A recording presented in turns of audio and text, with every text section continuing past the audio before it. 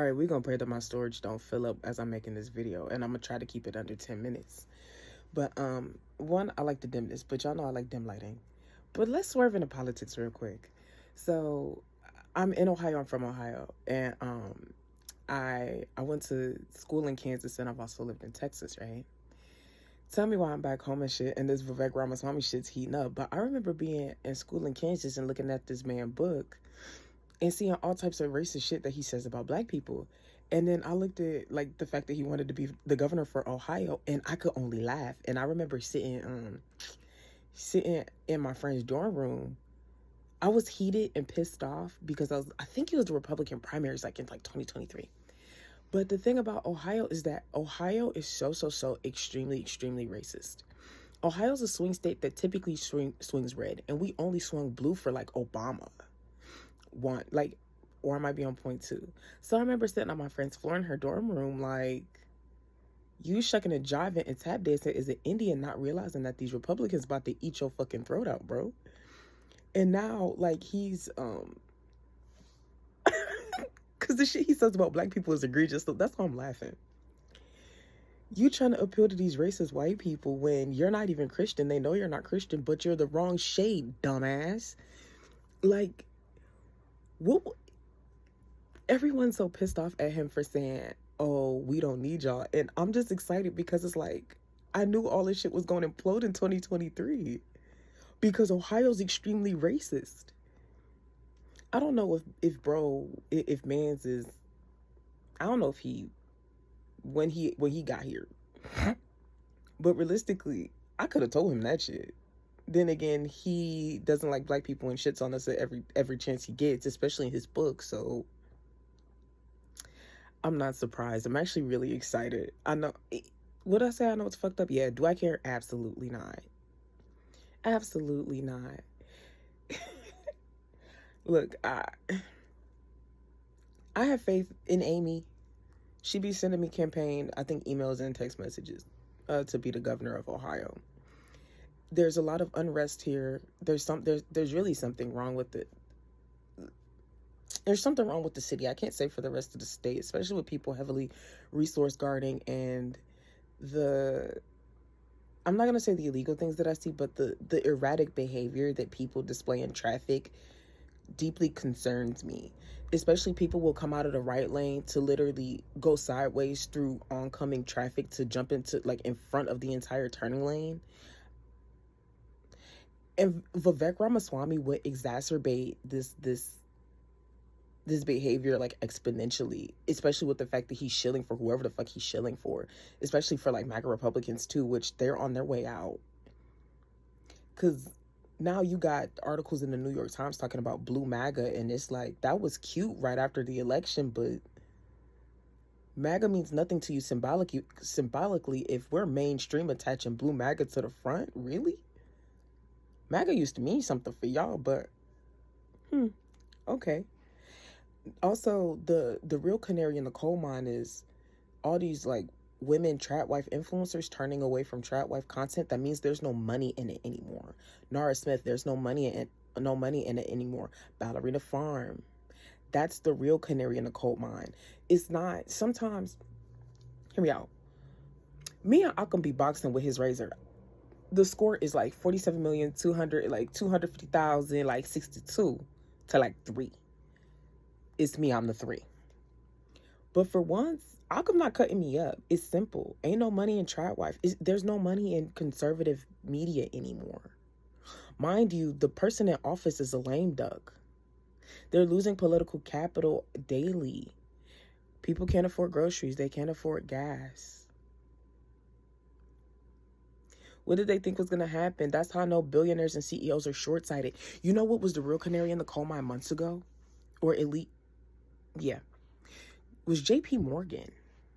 That's the real canary in the coal mine. Aside from strippers. Because when strippers is saying it's bad, it's bad. But when JP Morgan didn't get on this agenda, I knew immediately. I'm like, ooh, that means they know something is rotten, because you know the banks and you know the people in finance be knowing shit. They be knowing shit faster than we do. So the fact that JP Morgan didn't hop on the bandwagon, I'm like, oh yeah. Also, That presidential, you know, when Obama opened up his museum, both the Obamas and all the presidents was there, and everybody but the people not a part of this administration. I said, y'all doing shit in plain sight. Y'all ain't slick. At least to me, y'all ain't slick. I'm excited. Hear me out. Like, I've been saying it for a little while now. I'm excited. They're like, I don't know what the fuck they pulled off, because I'm not gonna lie, I feel like it's classified. But especially in Kamala's book, if they been knew this was gonna happen, it would be foolish to think that they didn't have some level of parameters in place to something. Because you mean to tell me all of our geopolitical relations were about to go belly up and we was just about to be fully isolated? Yeah, they stopped sharing intel with us, but timing. I don't know. I'm excited because at the end of the day, I've been saying for a while now that we're about to have an overcorrection. We're about to have a powerhouse Democrat ticket. Because at the end of the day, we're gonna have to clean up this mess. Because there's no job growth. We're not gonna know 2 years into the next administration how catastrophic this time is. Because they've been lying. We're gonna have to re-employ everybody, put everybody back in positions to even get this motherfucker jump started. Plus more positions on top of that, which will be great for the economy. But we don't know how bad stagflation is right now. Think about it. In Ohio, we're close to $5 a gallon. And with our geopolitical relations and us closing off the Strait of Hormuz and other like conflicts on top of corporate price gouging, especially with Exxon, shit's ugly right now. But we're coming out of it. That's why I be saying hang in there. Like, watching the news is kind of futile right now.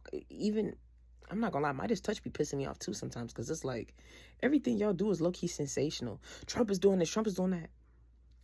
Trump is the master of hocus pocus. If Trump is telling you to look over here, that means you look over there. But you can't watch every single thing he does, because some of that shit is just flat out nonsense. But when it comes to me in politics, it's more of a special interest deal. Like, you know, like I refuse to low-key watch everything, because if you watch everything or you try to keep your eye on everything, it'll keep you in an outrage cycle, and that's not healthy either, especially when you can't do anything about it. It jacks your nervous system. But yeah, I could have been told Vivek Ramaswamy, which was the original point, the catalyst point, that Ohio is no. He should have did his research on how fucking racist Ohio is, because Kansas is significantly less racist than Ohio. I'm not joking. Like, yeah, because like I did have one like racist experience in Kansas, which it happened. A brand really, Crumble Cookie pissed me off to the point I don't go to Crumble Cookie ever again. But it's the ignore you type of racism versus the very like overt racism. Like, it's covert versus overt, but Ohio is is worse by far. Oh, it's extremely worse. And it's just like okay. But yeah, Vivek Ramaswamy is on his way out. Because you can't piss off black people. You can't also piss off white people and everybody in between. This is about to get interesting. So, who do y'all think is going to be prosecuted first? My money's not on Trump. My money's on a little fish, small fry. Pam Bondi. Kristi Noem? Tulsi Gabbard, maybe. That's going... Maybe. We'll see. Yeah. Because this next president, whoever this person is, they're going to have an axe to grind. The American people going to have an axe to grind. I don't care about... Or Elon. He might be prosecuted first. But what people need to understand is, just because you go somewhere like Argentina with no extradition laws, don't mean we can't come get your stupid ass. Duh. That just means they won't turn your dumb ass over. You think the FBI, CIA, Homeland not about to come get you because of the shit you caused, especially putting national security in jeopardy? Okay. This is about to get interesting. I'm excited for the trials, I'm not gonna lie. But Have a good day, I guess.